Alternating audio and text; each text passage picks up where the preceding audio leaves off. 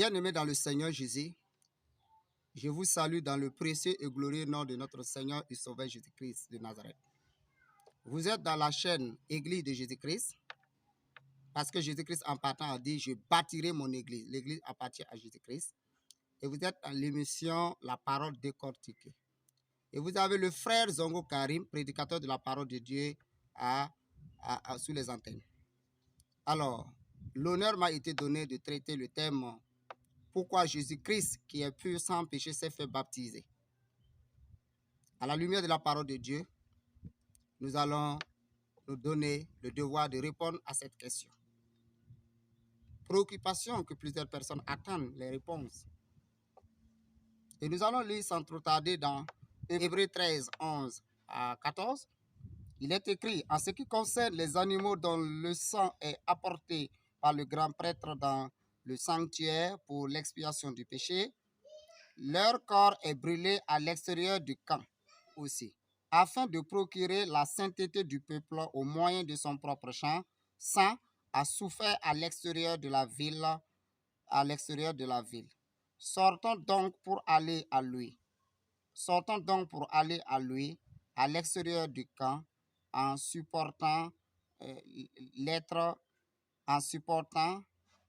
supportant d'être humiliés comme lui. Gloire à Jésus. Là où nous voulons de lire, nous pouvons répondre d'emblée la question. Pourquoi Jésus s'est fait baptiser? Jésus qui est sans péché et pur s'est baptisé. Nous disons, comme dans l'Ancien Testament, l'animal qu'on devait sacrifier pour l'expiation des péchés, l'animal devrait être lavé avant de passer sous l'autel. Voilà pourquoi Jésus-Christ, qui est l'agneau pascal, sans défaut, sans tache, est allé passer par le baptême. Et nous allons répondre ça maintenant pour ceux qui veulent suivre. Suivez attentivement, à la fin vous aurez la réponse totale, équilibrée de la question. Que Dieu vous bénisse pour l'écoute de la parole de Dieu. Alors, nous pouvons nous poser la question, qui est Jésus-Christ? La réponse est que Jésus est l'agneau pascal. Dieu qui est esprit, qui sacrifie son propre corps. Et Luc 2, 12 à 20. Jésus-Christ est né dans une mangeoire d'animaux et les bergers vinrent l'adorer. N'est-ce pas une manière symbolique de dire qu'il est l'agneau pascal? Pourquoi cette naissance au milieu des animaux? Pourquoi cette naissance dans une mangeoire d'animaux? Et ça, c'est symbolique pour dire que Jésus est l'agneau. Et Jean pouvait dire dans Jean 1, 29, « Voici l'agneau de Dieu qui ôte le péché du monde. » Alléluia. 1 Pierre 3, 18 dit que Jésus-Christ est mort quant à la chair et vivant quant à l'esprit. Jésus, l'esprit de Dieu habitait dans un corps et Dieu vient pour sacrifier son corps. Alléluia. Nous allons passer à la deuxième question. En ce qui concerne la deuxième question, nous pouvons nous poser la question, qu'est-ce que le baptême d'eau? Le baptême d'eau, c'est être immergé entièrement dans l'eau. C'est aussi, ça symbolise le témoignage public de sa foi en Christ. Au nom de qui le baptême d'eau se fait? Le baptême d'eau se fait au nom de Jésus-Christ dans Acte 2, 38, Acte 19, 5. Quels sont les aspects du vocable baptême d'eau? Le vocable baptême d'eau signifie la repentance, qui est celui de Jean, Marc 1, 15, qu'on appelle le baptême de repentance, le baptême de repentance, le baptême d'eau. Marc 1, 15, Matthieu 3, 2. C'est aussi l'engagement d'une bonne conscience envers Dieu. 1 Pierre 3, 21. Donc, c'est celui de Jésus. L'engagement d'une bonne conscience envers Dieu. Je répète parce que cela nous intéresse. 1 Pierre 3, 21. C'est le baptême de Jésus. Il est venu pour être baptisé. Mais pour lui, ce n'est pas pour la repentance. mais c'est pour un engagement d'une bonne conscience envers le Père. Pour Jésus, on parle du Père, parce que Dieu, Père, habite en lui. Donc, le corps est en relation avec le Père. Donc, c'est l'engagement d'une bonne conscience envers Dieu.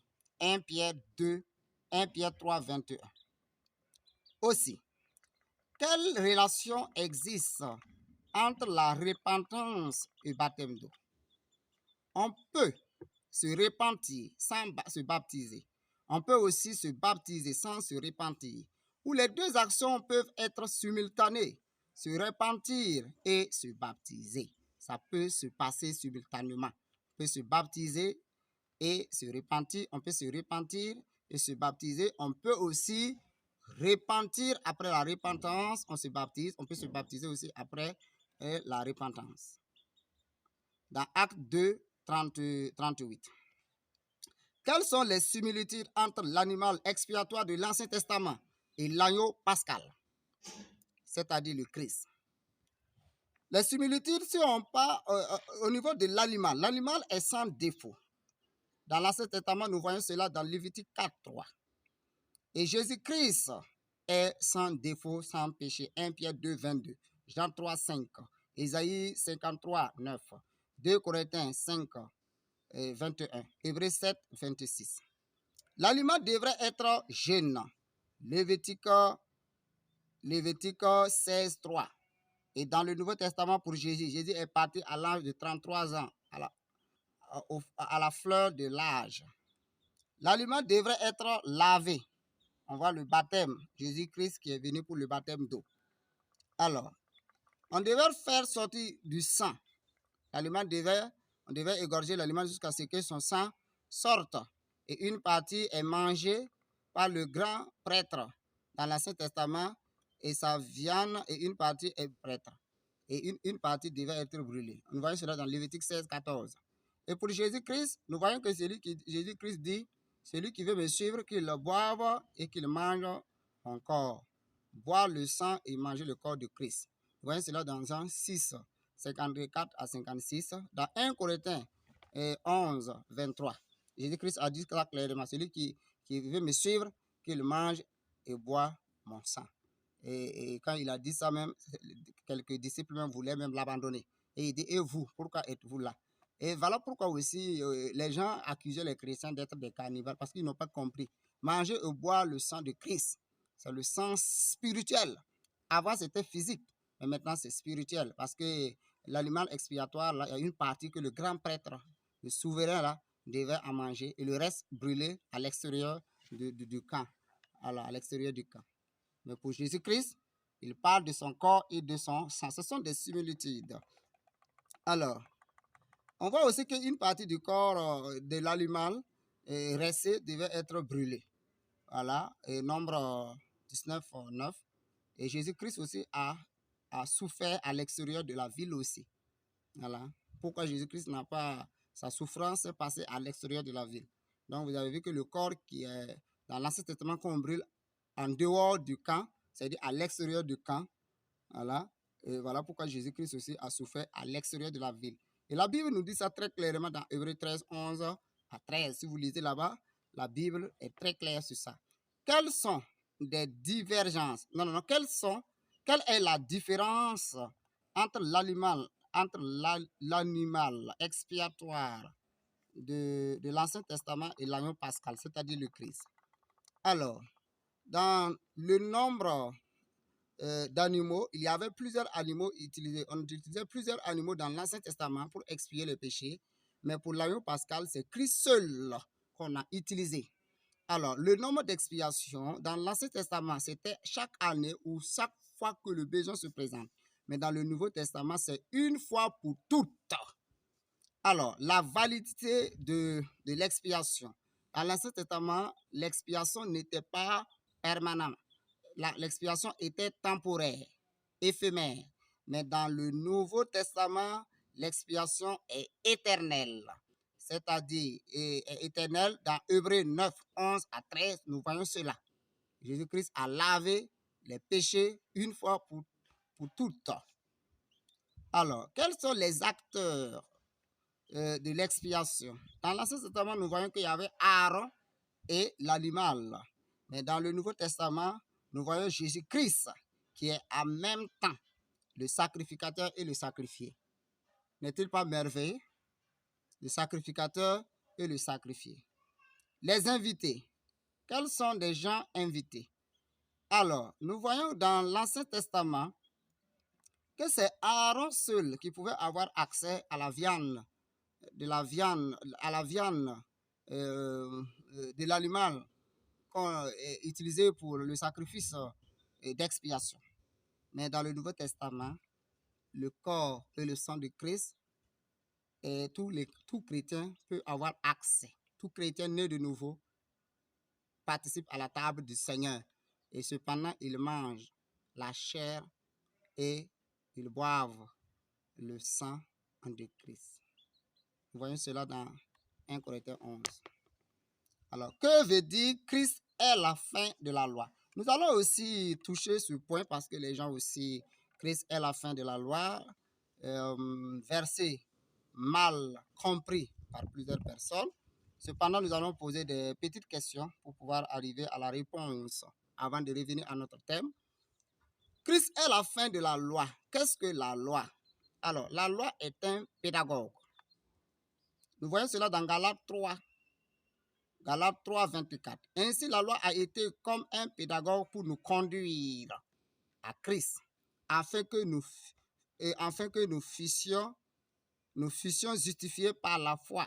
Et la foi étant venue, nous ne sommes plus sous ce pédagogue, nous ne sommes plus sous la loi. La Bible est claire.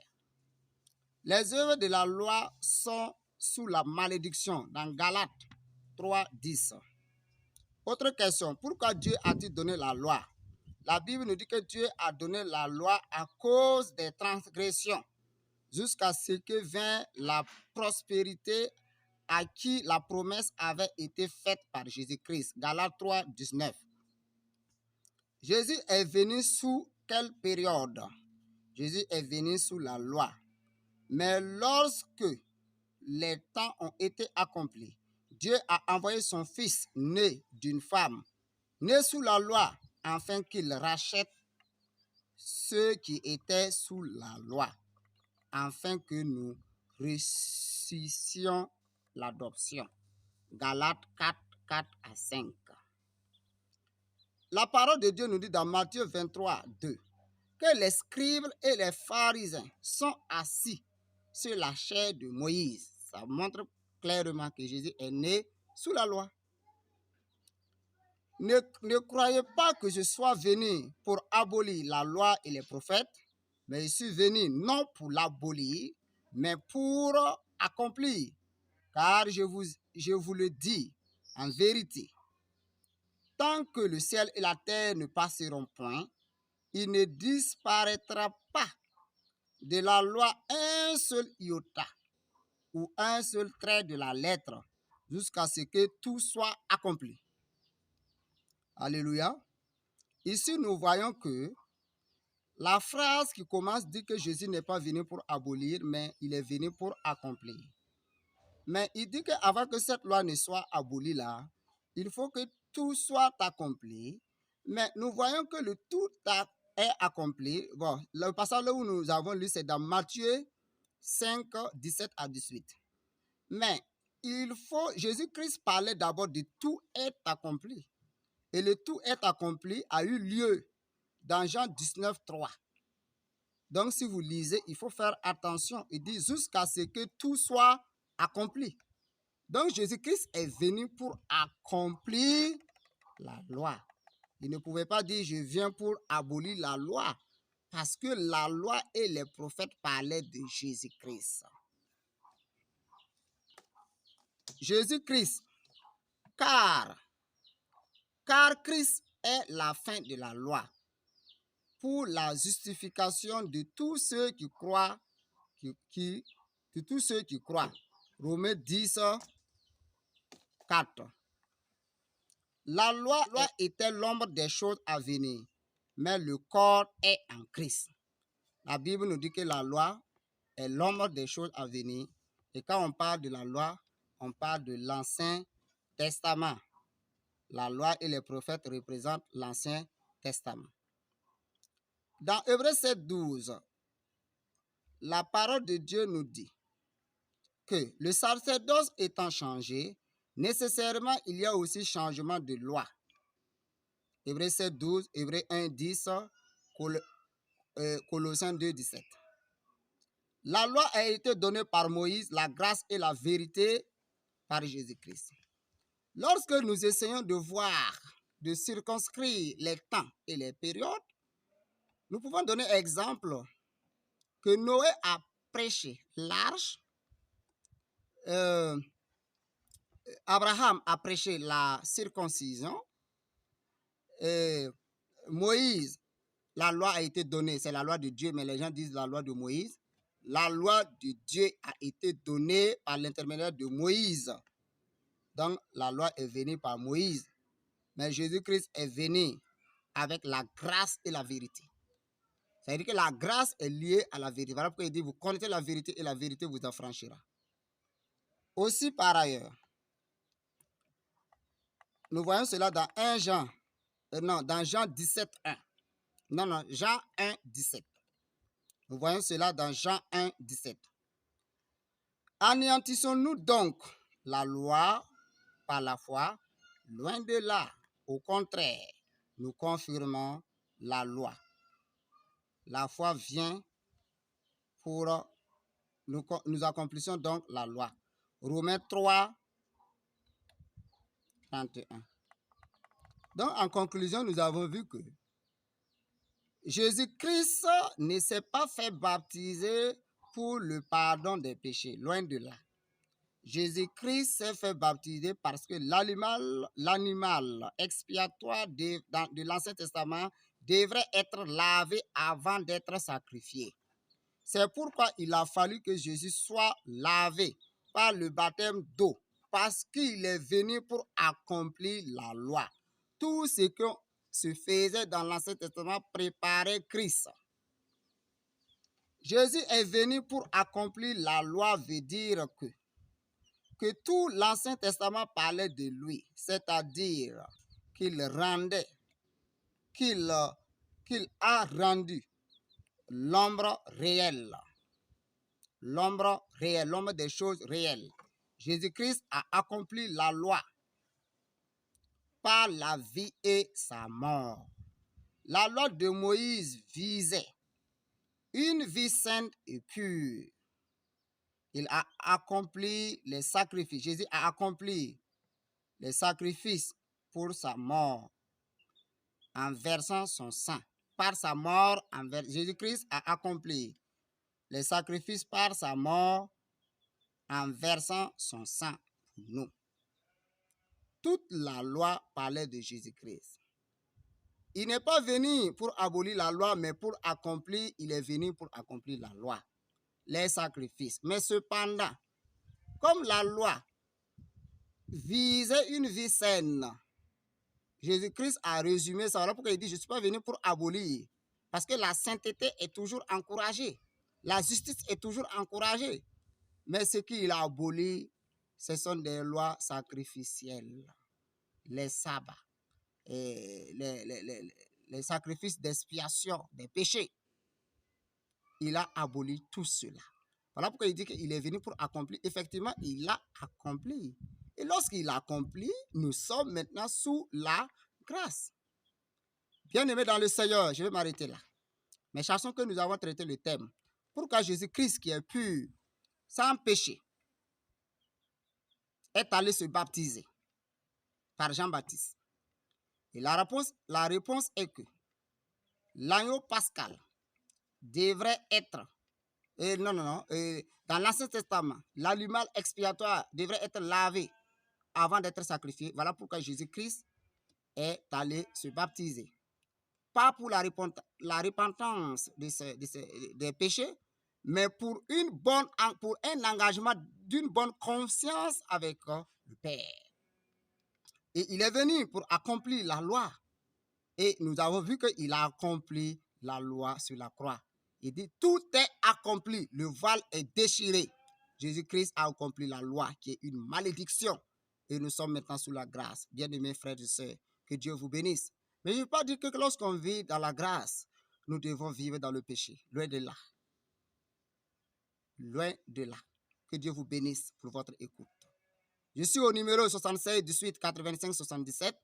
Ça, c'est mon WhatsApp. Pour toute question, vous pouvez, pour tout apport, vous pouvez donner vos suggestions. Que Dieu vous bénisse. La chaîne YouTube, c'est Église de Jésus-Christ. Et l'émission, c'est la parole décortiquée. Que Dieu vous bénisse abondamment au nom de Jésus. Amen.